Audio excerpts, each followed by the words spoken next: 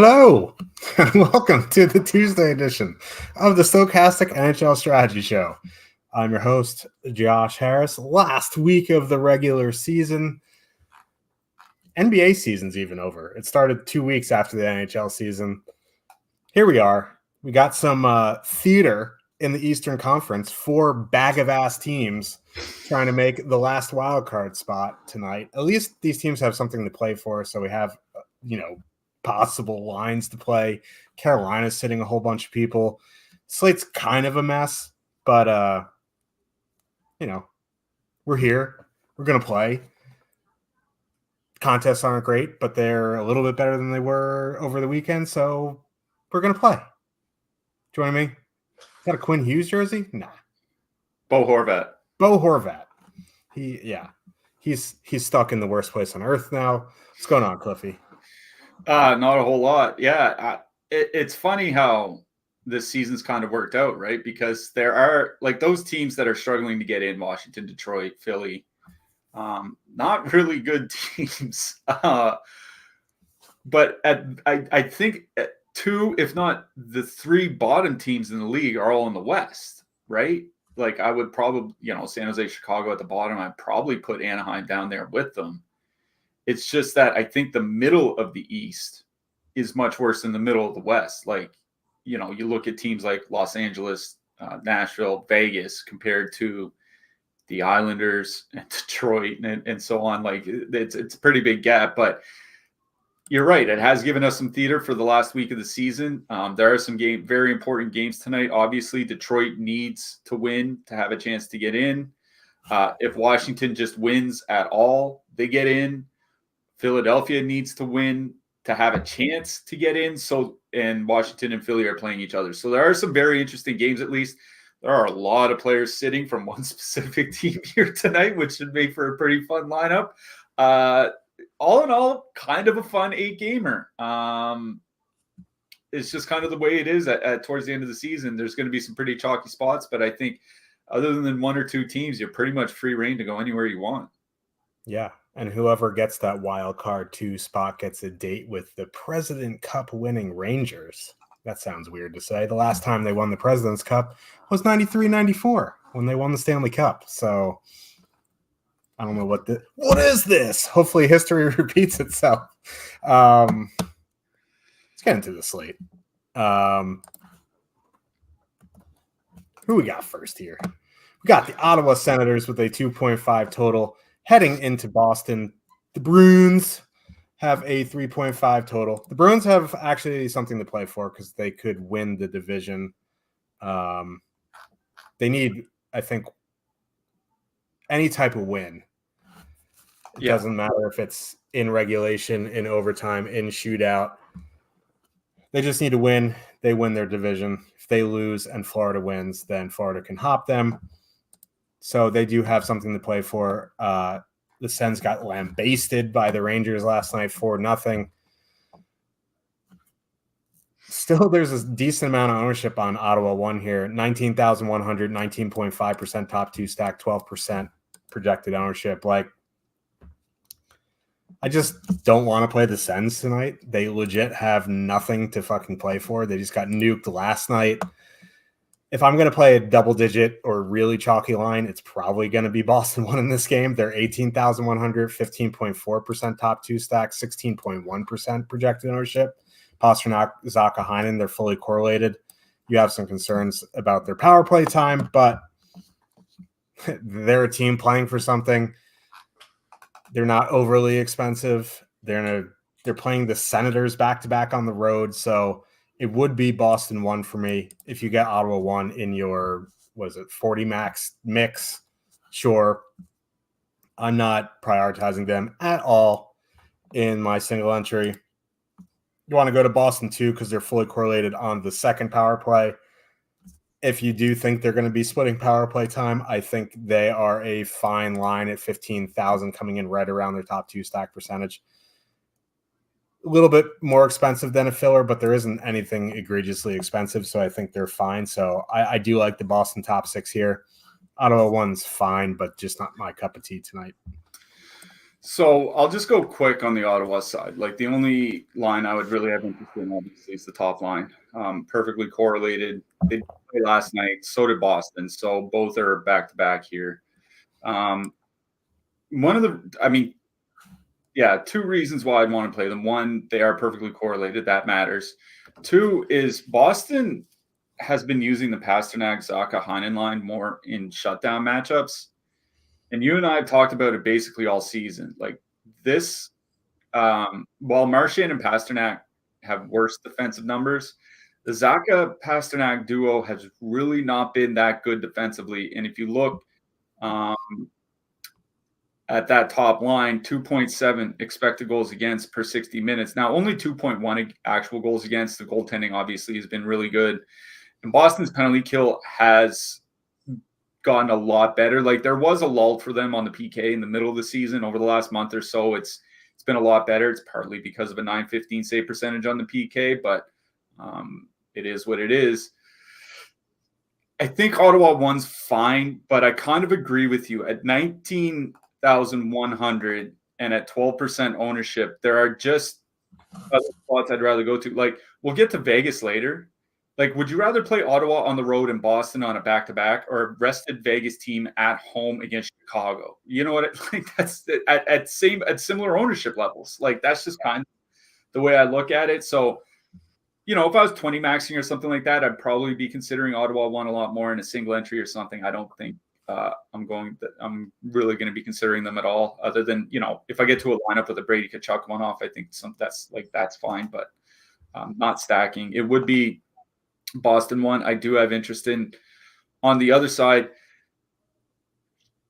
it's one of those things where I don't want to leave David Pasternak off a stack. And you're right that they have something to play for, but if you look at Pasternak's logs just recently, his last 3 games, 16 minutes in a 4-1 loss to Carolina, just under 19 minutes in that 6-4 win over Pittsburgh, and he played under 18 minutes last night. Like he's not playing 20, 21 minutes regularly. And I wonder how much they actually care about winning the division. You know what I mean? Like this is a team that probably should have added another Stanley Cup since 2011, and they haven't. And I think that's pretty much their only focus is being healthy in the playoffs to go win another Stanley Cup. I don't think they really care if they finish first or second.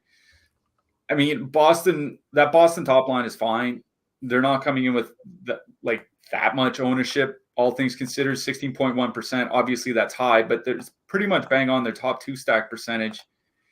And Ottawa's penalty kills really not been that good, and they have been taking their fair share of penalties, and it's perfectly correlated on the power play. So I think Boston one's in play. Boston 2 is actually a little more interesting to me. Now, I say I usually don't want to play Boston unless I play Pasternak. But where they split the power plays pretty evenly, power play 1 as Boston 1, power play 2 as Boston 2, I'm a little bit more inclined to not play Pasternak. And the Ottawa middle 6 has really struggled defensively. That second line has not been good.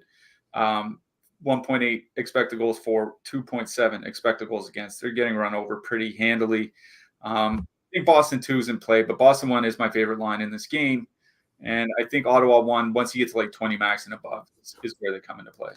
Yeah. And Clayton, Fat Pat is on power play 1. He parks his big dump truck in front of the net. Yeah. It's 2024, my man. I mean, Carolina Hurricane. The Boston power play has not been good. I don't think Maroon can really make it worse. Fat Pat. What a guy. Carolina Hurricanes with a 3.5 total heading into Columbus. The Blue Jackets have a 2.5. Those totals are when we ran the data this morning. Since then, Carolina is basically sitting their whole roster. And Columbus has gone from a plus 220 underdog to a plus 135 underdog on DraftKings. So tightened up a little bit. Carolina is sitting the whole top line. Brady Shea, Brett Fish. Who else am I missing? There's a bunch more. Svechnikov. I think Jordan Stahl as well. Yeah, so let me go in here. I'm going to try to tell you the lines because we don't have them. I think it's Drury, Teravainen, Netchis. Is that what the top line is? Yeah. The second line is Kuznetsov, Nadeau, and Jesper Fast. The third line is Jesperi Kotkaniemi, Maxime Comtois, who's not in the player pool. I'm writing a strongly worded letter that no one will read. No. With Stefan Nason, and then the fourth line is, whoever it is. So too bad there's no Edmonton or Colorado on the slate because these lines are unbelievably cheap. Also for Columbus, Dmitry Voronkov is out. We're trying to figure out who's going to move up to be the first line center. I think it's going to be Sean Corrali, actually. I was putting my money on Justin Danforth. Okay. It could be one of those two. If the coach is going to renege on him saying Brindley is going to start with Danforth, which is certainly possible because coaches say shit and do another thing all the time. Well, yeah, but he also said that before, like 2 hours before they announced anything on Voronkov. So like maybe he didn't know Voronkov would be out. I mean, maybe Gavin Brindley just goes to the top line center and they just say, you know what, first NHL game, go play with Nylander and Gaudreau, see what you can do. Maybe they do that. We'll find out at warmups. Yeah, this game is a wild mess. I will say that Carolina top line of Netchis, Teravainen, and Drury at 13-1 interests me because the Columbus lineup is just trash. So, why not just play? You can leave Drury off. Teravainen and Netchis should be able to handle whomever they match up with. That Kuznetsov line is 8,300. There's no reason to play them because there's no 26,000 Colorado. But I guess you could one-off Kuznetsov. You can, if you need a $2,500 one-off Nadeau. There's a ton of $2,500 guys on Carolina here tonight. If anything, if I'm going to full stack, it's going to be that top line here at 13-1. On the Columbus side, if Voronkov was in, I'd maybe have interest in that top line. Without Voronkov, it'd probably be that second line.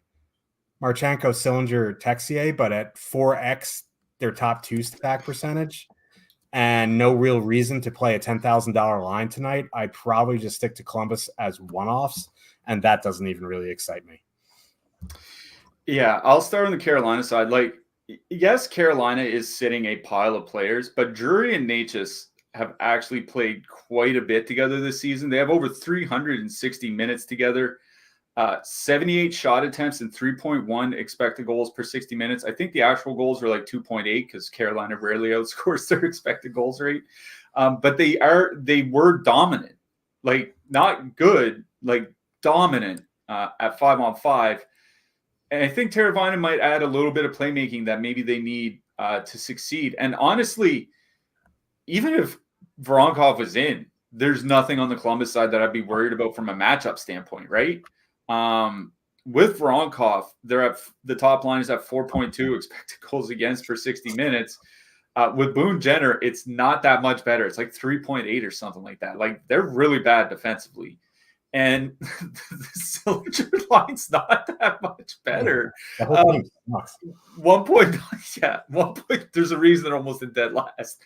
1.9 expected goals for, 3.3 expected goals against per 60 for the Columbus second line. There's no matchup I'm worried about from the Columbus side if you're stacking that Carolina top line. Now, 13,100. There are a bunch of $16,000 and $17,000 lines in that mid-price range, so maybe you don't need a 13K line. But Florida one is still expensive. Toronto one is still 22,100. There are a couple 19K lines, so maybe you want to get a $6,000 plus defenseman in, and you want to play a cheap stack with one of those 18 and 19K lines. There are reasons to play Carolina one, and I suspect we have no idea what the power play units are going to look like. Let's get that out of the way. At least two of those guys, Netchis and Teravainen, are going to be on the top power play unit, and maybe all three. And it's not like Columbus's penalty kill has been any good either. I do have a little bit of interest here in Carolina one as a filler stack. And the thing is, their ownership's not that bad, 3.5% against this Columbus team. Like even if you take out Carolina's top 5 forwards, I think this is basically an even game now, which actually if you look at the odds, it's basically a coin flip now. In fact, Columbus is still a dog. Carolina is sitting half the roster, and Columbus is still an underdog at home. They're awful. This team is so bad. So yeah, I do have interest in Carolina 1.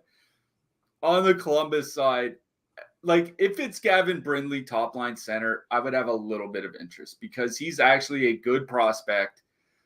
If I were to I don't know exactly who a comp for him would be because he's kind of I honestly, I think the closest might be Nick Suzuki, like a guy that's pretty good in a lot of areas, but not great at any one thing. You know what I mean? I think that's what you could say about Gavin Brindley is that he's good. He's a good skater. He's a good shooter. He's a good passer. He's got good hockey sense, all that stuff, but he's not great at any of one of those things. But being good at a lot of things is very valuable in the NHL. So if he's top line, check. Yeah, that's another one. That's a good point. So if he's on the top line, I would have some interest. But somebody like Danforth or Corrali or whatever, then no. Maybe the second line is playable. But again, like you said, 4x the ownership. And at 10,300, that's at the point where literally, unless you're playing Toronto 1, I don't see a reason to play $10,300 line. So I honestly don't have a ton of interest in the Columbus side here. I think for me, it's Carolina 1 or bust out of this game. Yeah. The best thing, I mean, not the best, obviously, but like Carolina or Columbus 2 years ago signed Johnny Gaudreau because of Garrett Branson, and then they fired Mike Babcock a week before the season. That was like the biggest headlines out of Columbus the past 2 years. So maybe get yourself a coach, get some good players, and actually make some good news for once. Detroit Red Wings with a 3.6 total heading into Montreal. The Canadiens have a 2.8 total. This was a home and home. Detroit beat Montreal in overtime 5-4 yesterday. Detroit needs to win, and they need the Capitals to lose to get into the playoffs. Massive ownership on Detroit. There was last night. I played them last night. There, Dylan Larkin was like 38% on an 8-game slate in the 15. I still think it's fine. Right? Like there's bad chalk, and then there's this line in a must-win against the Canadiens, right? DeBrincat is still way cheaper than he should be. He's been absolutely ridiculous on that line since they put him together. You get Larkin and Raymond on the top power play. Raymond's been out of his mind the past few weeks.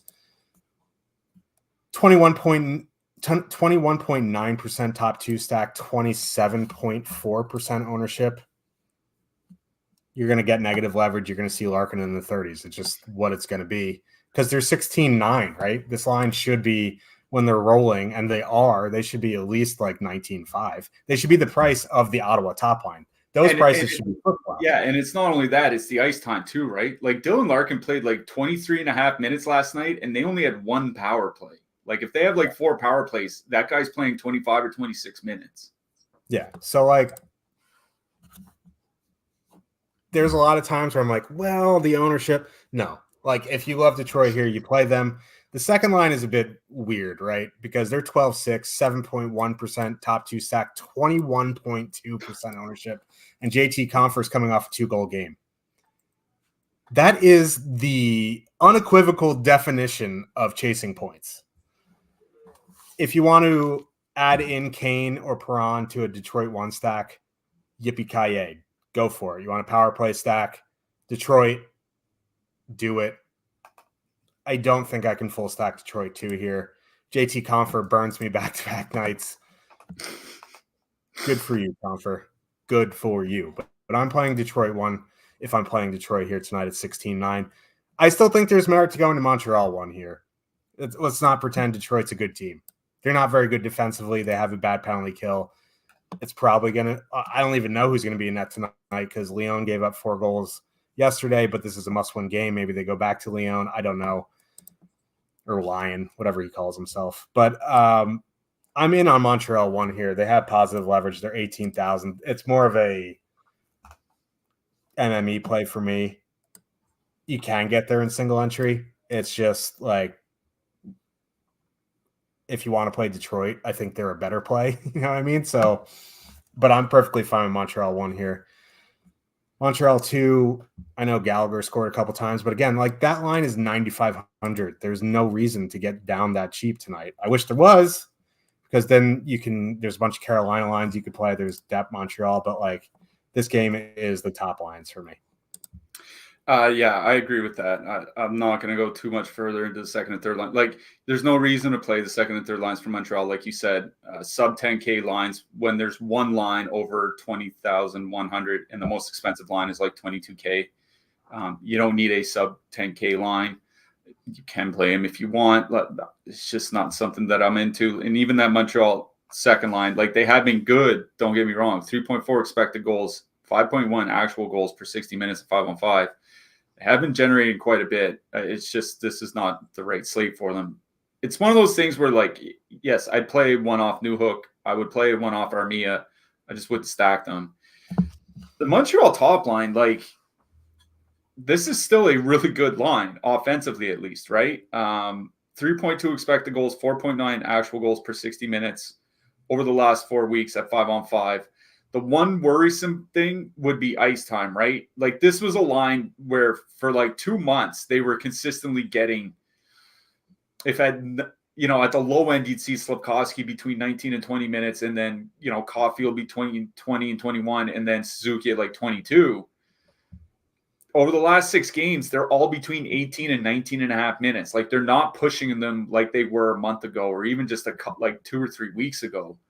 So I am a little bit worried about ice time, but you're right. At 6.4% ownership, like there's not a lot of people playing them. And listen, they are not good defensively, but neither is that Detroit top line, right?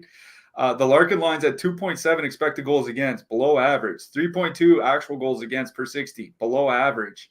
The Detroit penalty kill is dead last in the NHL by shots against per 60 minutes over the last 20 games. So this isn't a bad spot for Montreal's top line to kind of, put a stamp on the end of their season here. And we know how good they've been. I really do like Montreal 1. I also like Detroit 1. There's not a whole lot we can say about Detroit 1. Like this is a line that has been very good. Basically, whenever they've been put together, I did write up Dylan Larkin in the picks article today. That line's at 4.6 goals per 60 minutes and almost 300 minutes together. Larkin played 22 and a half minutes at even strength last night. Like, holy lifting. Like, they were just sending them out. So I am perfectly fine with going right back to Detroit 1. But as you mentioned, there's going to be probably 30% ownership, and Montreal's top line is going to come in at less than a third than that. Kind of like Montreal won a little bit better here. Maybe I'm a homer at the end of the season. Just want to see a feel-good story. But, yeah, it's both top lines. It's not the depth here. Yeah. We have a $50 super chat from Nick. Thank you guys very much. Or thank you very much. I started reading your message and thanking you at the same time, and that's what came out. Says, thanks, guys, for a great DFS season. Watching your analysis, I turned $20 on Yahoo and $20 on DraftKings to start the season into 4K plus. Thank you guys for your great breakdowns. That's pretty impressive, my guy. That is a very good season. Congrats to you. Appreciate the super chat. Thanks for tuning in. I know you were in the Discord for a bit there. But yeah, appreciate the super chat. Yeah, thanks a lot. That's generous. We certainly do appreciate it. Glad we could help. Like, that's what we're here to do, is to help people along. And you don't need a big bankroll to build a good bankroll.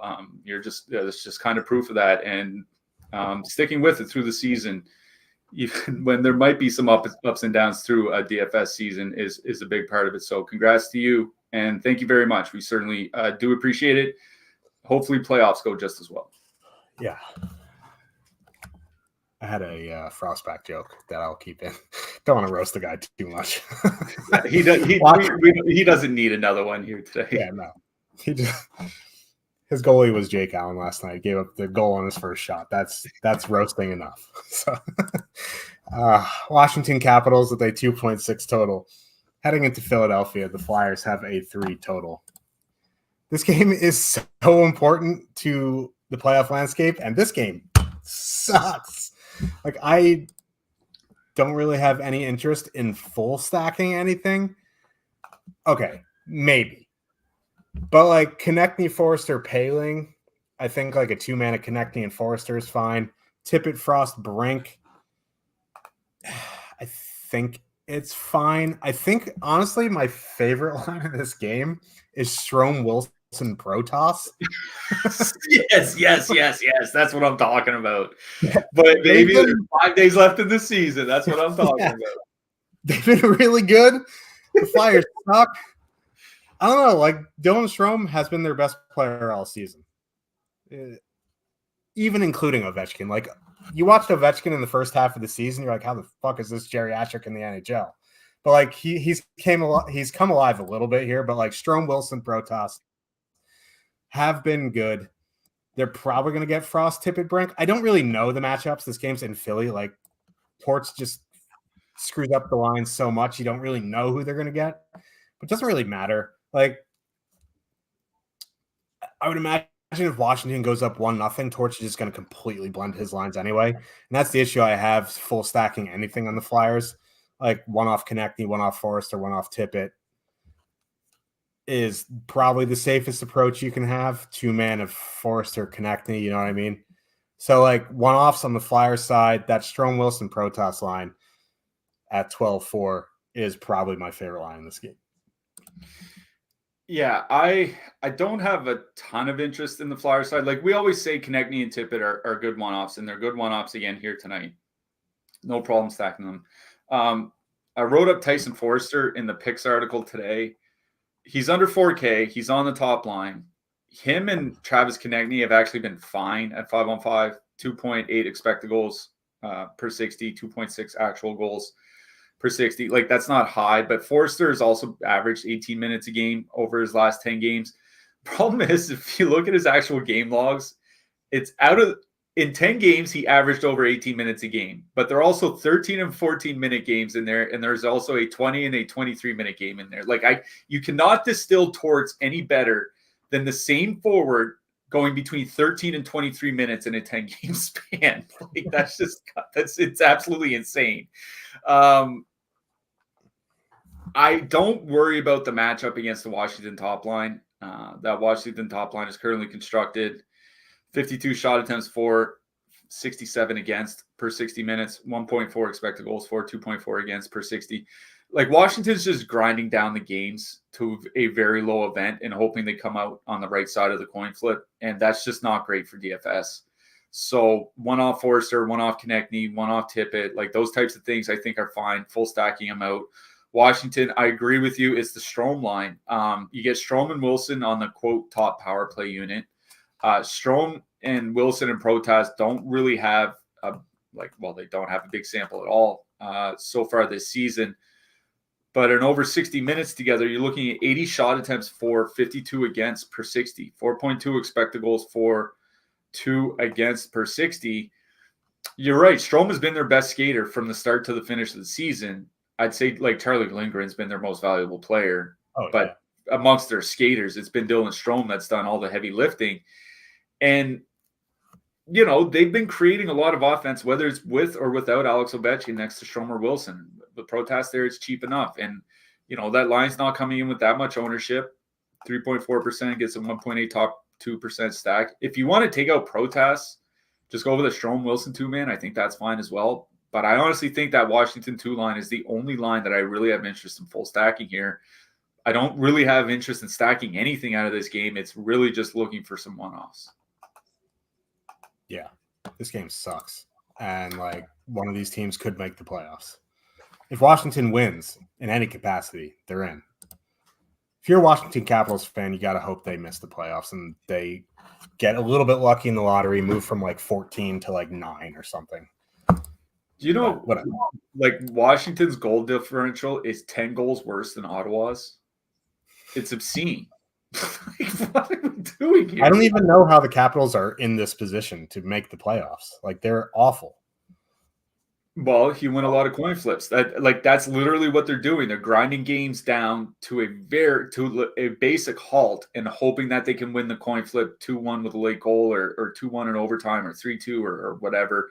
Like, they're not trying to outright win games. They're just trying not to lose them. Oh, that reminds me. There is some DFS implications in this game that you should be aware of if you are going to be playing this game. Flyers need to win in regulation and have a whole bunch of other teams lose. They're going to pull the goalie early in this game if they're down. That's a good point. So maybe you don't have to play Ovechkin. Just go bet him as the last goal scorer because that dude always gets empty net goals. But like that could be a reason to play Ovechkin in DFS because if it's like a 3-1 game, Torts may pull the goalie with like 9 minutes left. Pull Patrick Waugh. Yeah, that's a good point. Because it has to be a regulation win or they have no shot. Toronto Maple Leafs with a 2.7 total heading into Florida. The Panthers have a 3.3 total. Barkov expected to play. Like we were talking about this game a little bit before the show because Florida hasn't played a game since Saturday, and this is their last game until Saturday or Sunday. So they have to play their guys, really. They don't want a week off. It's not Bob tonight, but that was always the plan. I would imagine if Barkov's good to go, he's going to play. So it's going to be Barkov, Reinhart, Tarasenko, Tkachuk for Hagee Bennett. Barkov's out. It will be Lundell moving up. Mitch Marner, Mitch the bitch, back with Matthews and Bertuzzi. Matthews at 69 goals. He's obviously going to be going for 70. Listen, Marner's best numbers are with Matthews. It's no secret there. With Bertuzzi, that line has been good this season. The issue is, they're going to run into that Barkov line if he's in. We've talked about it with Tarasenko. Like, Barkov's been playing pretty defensively responsible because they don't take many chances offensively because they know Tarasenko sucks defensively. So I don't have a ton of interest in Toronto one here. They're 22,100, 17.8% top two stack, 3.8%. Projected ownership. The one thing I will say is Matthews, Marner, both on the top power play unit. Florida just takes like double the penalties of everyone else in the league. So you can play them for the power play aspect. So from that angle, I don't mind them going like Matthews, Marner. But my interest is on Florida here and probably not the top line just because with Tarasenko there, even if Barkov's in, they're playing a little bit more low event. And, they have a 10.2% top two stack at 2.4% ownership at 20,400. But at 19.3, you can get Toronto or Florida 2 with 13.7% top two stack and 7.1% ownership. They've just been a better line all season, all last season. So, and they're going to get the Tavares Nylander Nyes matchup, which doesn't scare me at all. So, if anything in this game, my favorite line in this game is Florida 2. I don't mind Matthews Marner just because they're going to get some power play time, and Matthews is gunning for 60, but that's more of an MME play for me. Yeah, I honestly just don't have a lot of interest in Toronto in this matchup. Like especially if Barkov play. Like we're assuming like Barkov is expected to play. It's just that they practice with Lundell on the top line. And when you see Lundell on the top line, it's one of those things like it's not one of those fill-ins. It's not Steven Lorentz jumping up for a morning skate or something like that. You know what I mean? It's like there are games where Lundell has been, quote, the top line center. That's the only reason we say Barkov should play. As always, pay attention to warm-ups. But even with Tarasenko there, like 52 shot attempts against 1.7 expected goals against. They're playing at a much slower pace than they were with Verhaeghe. And that's something you and I talked about last week was with Tarasenko on the top line. It's like they're being more deliberate with their offense and they're not trying to really push the pace as much because they know they have to cover for Tarasenko a little bit. And you're going to go into Toronto 1, and Toronto 1 has been really good defensively. Like Marner, Matthews, whatever we want to say about them offensively, which feels funny because Matthews is knocking on the door of 70 goals. They've been really, really good defensively together this season. That top line is a unit with Bertuzzi there, 1.5 expected goals against, 1.6 actual goals against. This just feels like a matchup where they either try to do everything they can to get Austin Matthews that 70th goal, or basically nobody from those top lines scores because both top lines are just really, really good defensively. So I don't have any interest in the top lines. For me, it's this. I agree with you. It's the Florida second line.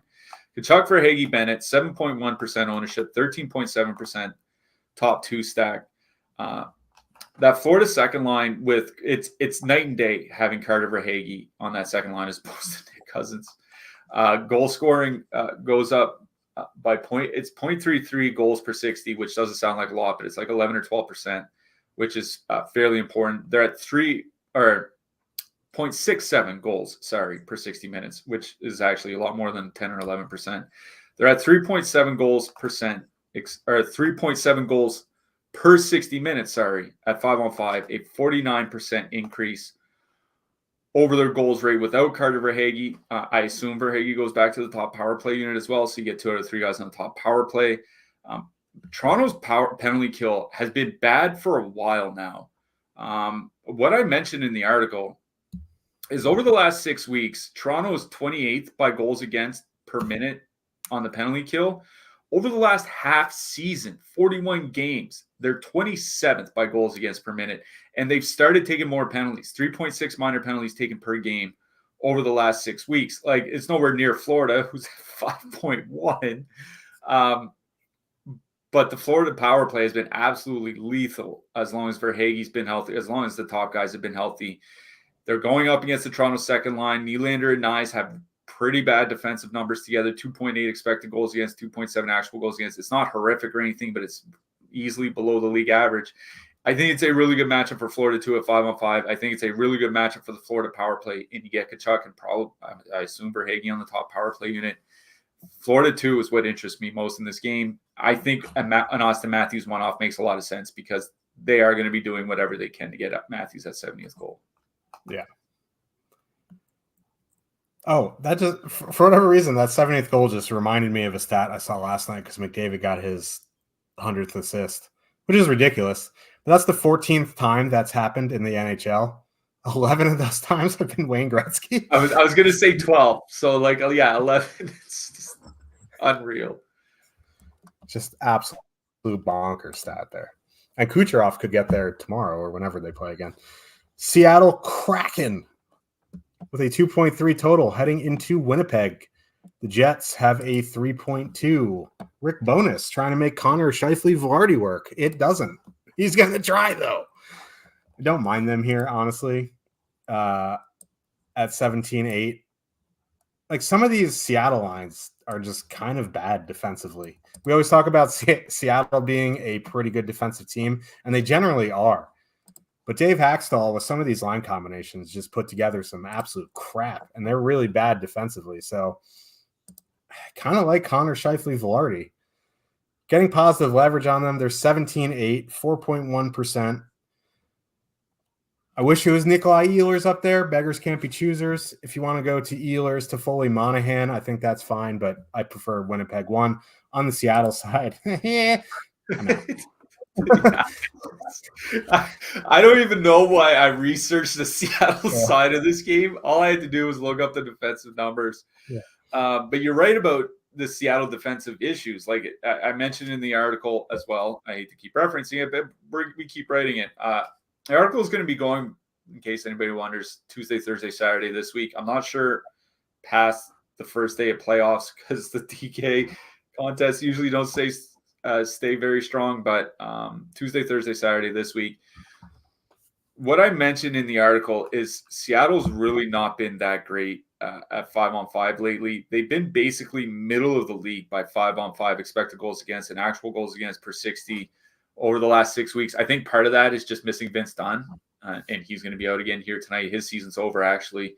Part of that, the team is just not very good. And Beniers and Burakovsky on the top line together, 3 3.1 expected goals against, 71 shot attempts against per 60 minutes. Like, they're not good defensively. The Gord line, since the All-Star break, 67 shot attempts against, 2.5 expected goals against per 60. Like, they have just been not good defensively. And I don't think this is Winnipeg's best top line that they can put together. I agree with you. They should be switching Ehlers and Connor. But this is still a perfectly correlated top line at 17,800 at home against a Seattle team that is looking just to finish out the season. And Winnipeg does have something to play for that I think is pretty important. If they win here, they get home ice against Colorado in the first round. And having home ice against Colorado, giving, like, we know, like, Colorado's just been otherworldly at home this season. Being able to take home ice away from Colorado would be pretty important to Winnipeg. I think we do see kind of their best game, or at least, 19, 20 minutes for the top line. Top line hasn't been, that great this season, but 2.9 goals per 60 against a team that's just kind of playing out the season. I do like Winnipeg 1 here tonight. Winnipeg 2 is kind of interesting because they have also been very good. 3.2 expected goals, 7.1 actual goals per 60. Ehlers, 16 points, 53 shots in his last 20 games, so he's been contributing even without top power play time. They don't get a lot of ice time, but I wonder if it's one of those games where maybe they get up like 2-0 or 3-0 and they start playing the second and third and fourth lines, especially, a lot more. Maybe that happens. And Winnipeg 2 is not coming in with that much ownership, 2.5%. But I really want the perfectly correlated top line. I like Winnipeg 1 in this game. It's Winnipeg 1, then Winnipeg 2, then honestly, probably Winnipeg 3 before I get to anything on the Seattle side. I mean, welcome back, Nino Niederreiter, and that line's actually been half decent. Yeah. There's no reason to play Winnipeg 3 here tonight, but it's Winnipeg 1 and Winnipeg 2 for sure. Yeah, I mean, if you don't want to full stack Winnipeg 1 because they're just not great, you could just one off Gabriel Velarde, who's the cheapest. That's another route you can go where Gabriel Velarde stands here. Calgary Flames, their season mercifully ends soon with a 2.5 total. Heading into Vancouver, the Canucks have a 3.5 total. Let's see what we got here. Once again, no one wants to play the JT Miller line. That's just what it is because they're priced right around Detroit 1. They're coming in with 3.2% ownership opposed to 637% for Detroit 1. So you're obviously going to get them at much lower ownership. There isn't any matchup on Calgary that bothers me. Markstrom bothers me a little bit, but with how many people are out and traded away for Calgary, it's fine. Like Miller, Besser, Suter has been their best line all season. 16-2. No one wants to play them. Very much in on Vancouver 2. I'm going to play Vancouver 1. I like Vancouver 1 and Vancouver 3 are coming in with more ownership than Vancouver 2. So, like, why not just play their best line at 16-2 for less ownership? There's no real reason to play Vancouver 3 at 11-9 here tonight. Like, unless you're power play stacking the Leafs, but I don't know. I mean, that's not something I would consider in single entry. Pettersson is fine, but I'd rather play Miller, Besser, Suter. On the Calgary side, no. That's probably the best answer. But, like, Kadri one off, if it happens to sneak in there with Kuzmenko, is fine. But, like, I don't really love Calgary at all here. Yeah, the line that sticks out, I agree with you, is Vancouver 2. It's Miller, Besser, Suter. We've said it basically whenever they've gotten together. This is the best iteration of their second line this season. 3.7 expected goals, 4.9 actual goals per 60 minutes at 5-on-5. JT Miller has 102 points this year. That's something that you really don't hear a lot about when we talk about the Vancouver Canucks. He's been really, really good. Brock Besser, did he get? I didn't even see if he got his 40th goal over the weekend. I don't think so. I don't think he did. Yeah, he did. He did?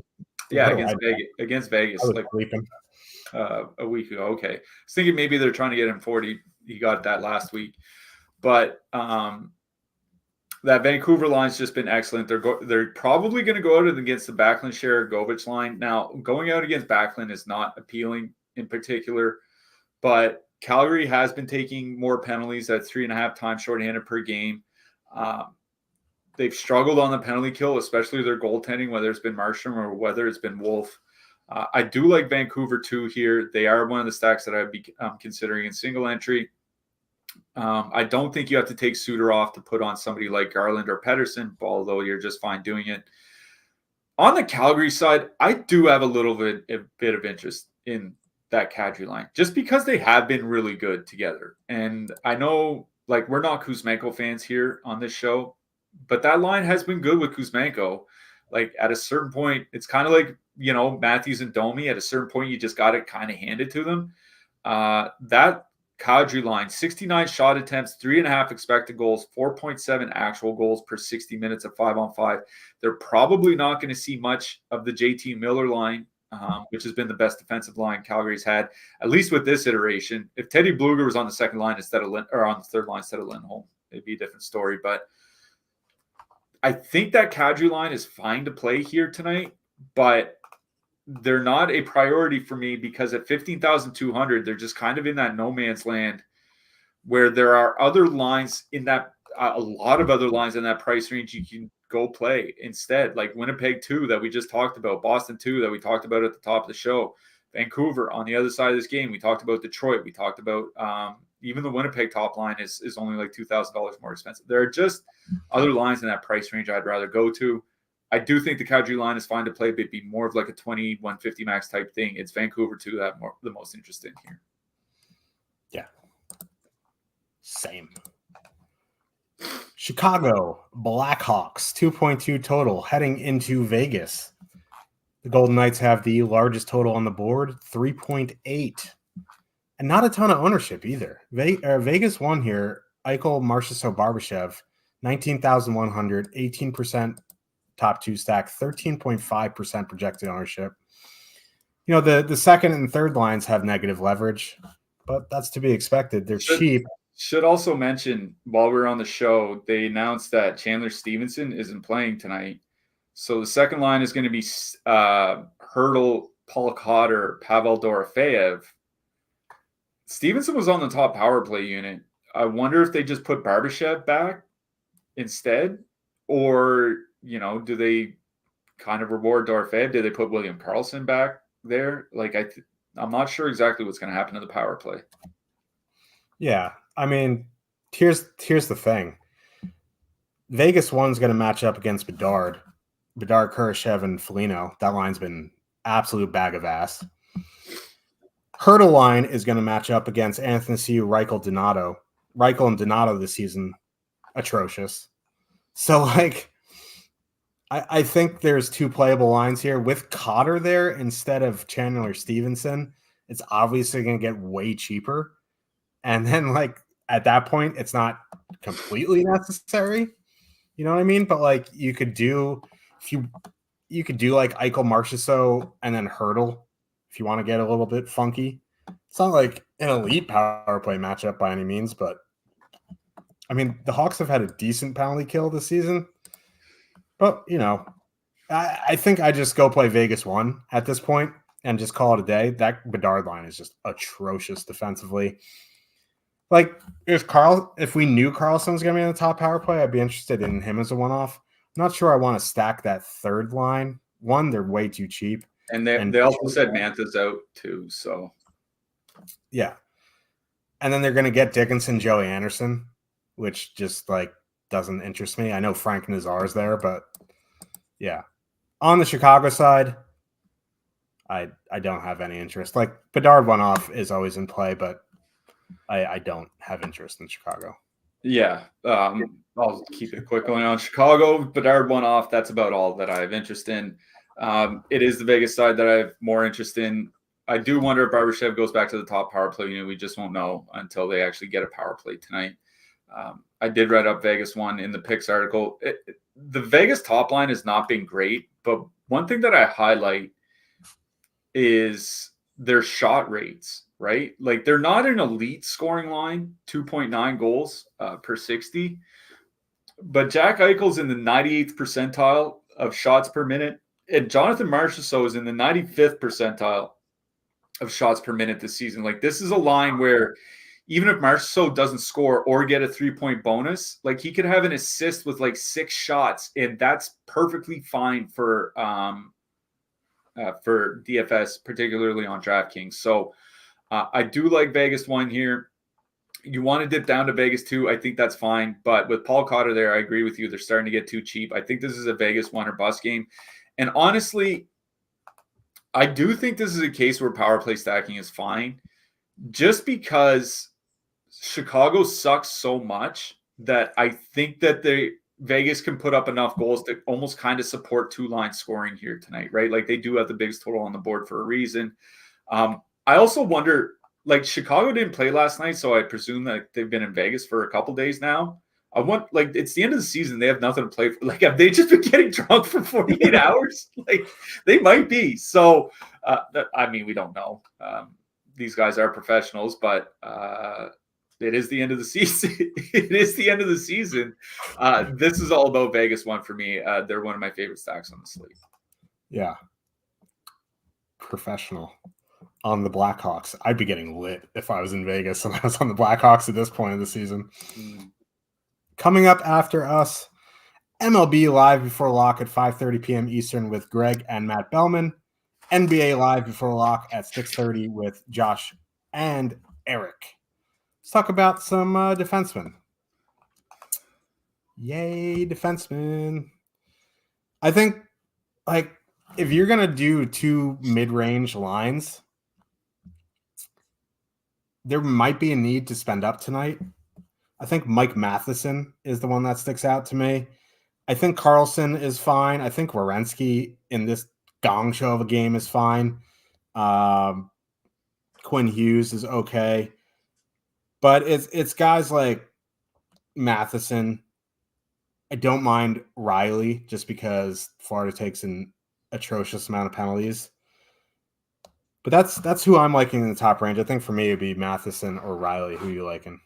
Yeah, at the top, Matheson's my number 1. I wrote him up in the picks article. He just has really good across the board coverage, goals, assists, shots, blocks, lots of ice time, everything. I have Quinn Hughes second, basically because, like, Calgary's just not very good. Zach Werenski makes a lot of sense now that we've seen the Carolina lineup. I wonder how much they push Werenski, but he's perfectly fine as well. It's not a whole lot in the mid-price range I like. I think Moritz Cedar is okay. Cam York is okay. Brandon Montour would probably be my favorite because I think if Florida piles on the goals here against Toronto tonight, it's because the power play goes like 2 for 4 or something like that. And they're sitting both Ekblad and Ekman Larson. So there's going to be a lot more ice time for Montour if they don't, give Mikula or Mahura like 21 minutes, which they very well could. And I don't mind the cheap Florida defenseman either. There are a lot of cheap defensemen I like. I wrote up Kevin Shattenkirk. He should be running the Pasternak power play unit. Boston scored a much better and produced like 26% more shots with Shattenkirk running the top power play than any other defenseman. So I don't mind Shattenkirk, 3,300. Nick Hague, 3,200 for Vegas. Alex Vlasic, maybe he doesn't want to block a lot of shots with 2 games left in the season, but Alex Vlasic on the other side for Chicago. Eric Goodbranson for Columbus. I think he's fine, especially with what we've seen for that Carolina lineup. With Carolina sitting a couple defensemen, I love the cheap guys. Jalen Chatfield in particular, both $2,500 defensemen back in play on Montreal side, Lane Hudson and Simon Edmondson. Hudson played over 21 and a half minutes last night. It was an overtime game. I don't know if he's going to play again here tonight. They did call up Logan Mailloux, and maybe they just plug in Mailloux into Hudson's spot.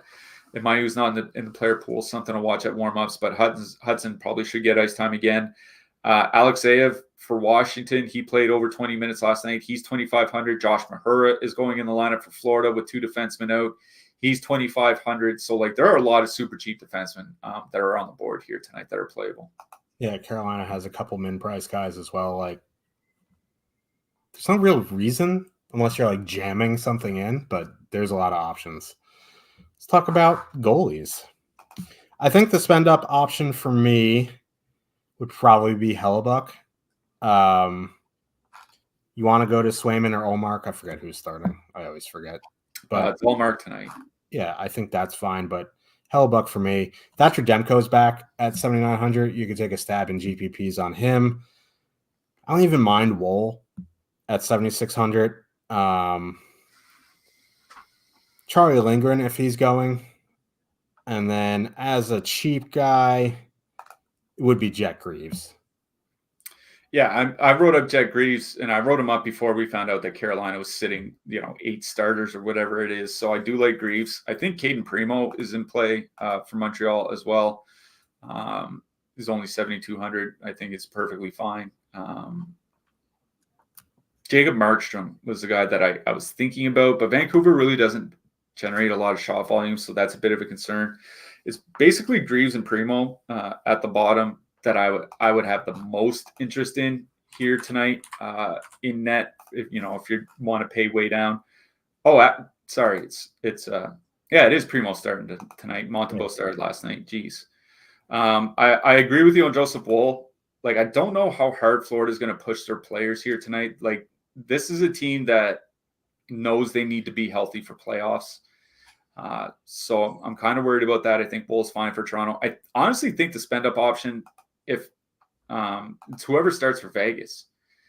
Like, I know it's basically shutout or bust when Vegas is at home against Chicago. But if you're going to get a shutout, I think it's going to be like one of these games against the Blackhawks. Like, again, I wonder how much the Blackhawks actually care about this one. So if you have the room to spend all the way up, I don't mind Aiden Hill. Yeah. Goalie sucks. Has all season. Who you liking for your hat trick pick?